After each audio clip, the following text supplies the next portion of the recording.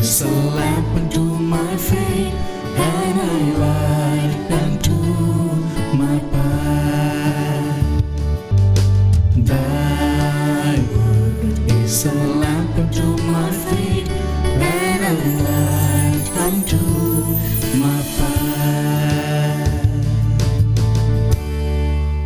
First reading, a reading from the book of Isaiah, chapter 7, verses 1 to 9. When King Ahaz, the son of Jotham, and grandson of Uzziah, ruled Judah, war broke out. Rezin, king of Syria, and Pekah, son of Remaliah, king of Israel, attacked Jerusalem, but were unable to capture it. When word reached the king of Judah that the armies of Syria were already in the territory of Israel, he and all his people were so terrified that they trembled like trees shaking in the wind. The Lord said to Isaiah, "Take your son Shear-Jashub and go to meet King Ahaz. You will find him on the road where the cloth makers work, at the end of the ditch that brings water from the upper pool. Tell him to keep alert, to stay calm, and not to be frightened or disturbed. The anger of King Rezin and his Syrians and of King Pekah is no more dangerous than the smoke from two smoldering sticks of wood. Syria, together with Israel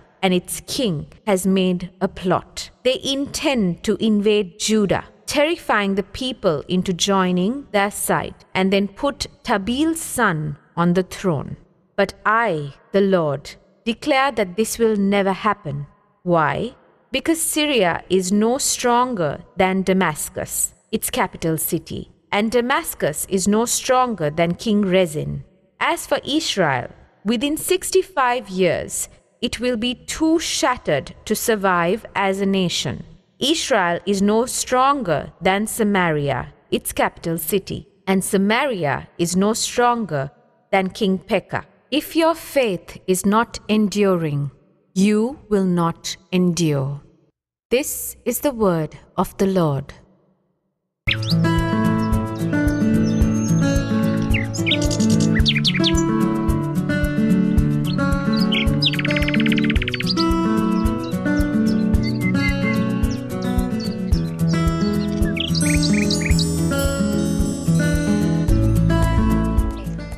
Are you counting your graces in life, or are you worried about the curses in your life?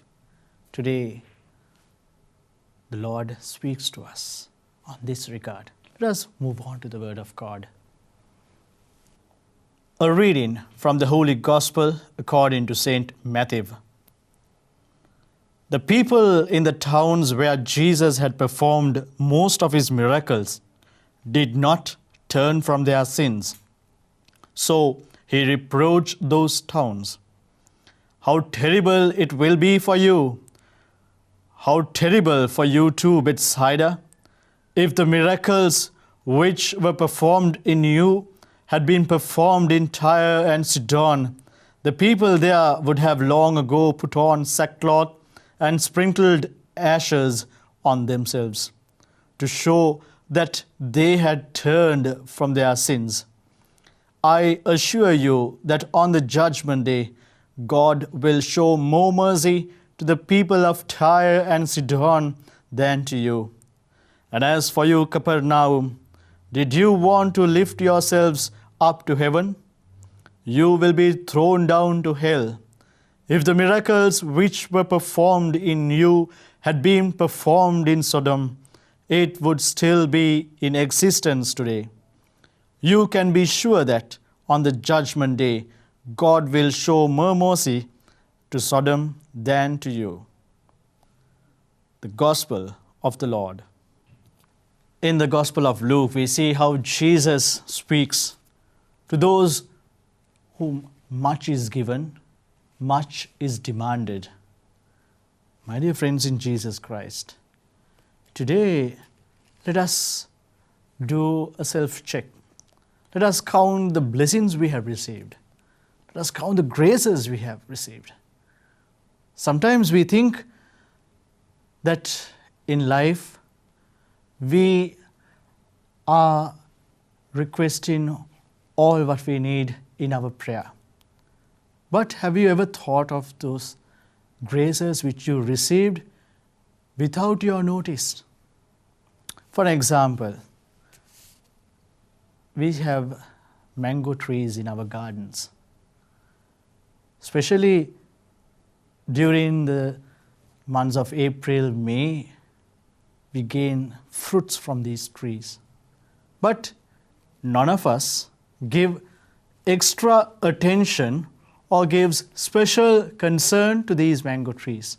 But in every year, during that season, we receive plenty of fruits from these trees. So, the same happens in our lives too. We are very much worried about our marriages. We are very much worried about family life.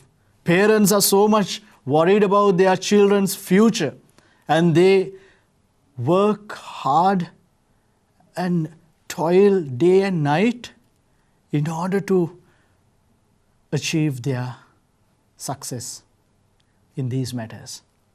But have you ever thought of the graces which we received without our intention, without our toiling, without our labor? Have you ever thought of them? And if we count each and every grace that we have received throughout our life, we would say how blessed we are. We will see that God has done wonders in our life. So, my dear friends, today Jesus, in a special manner, warns us to be happy with the graces we have received, especially in our dealings on earth. We need to be more merciful. We need to be more kind, because God the Father has loved us so much. He has blessed us so much. We should be channels of this love, of these blessings to the wounded world in what we live.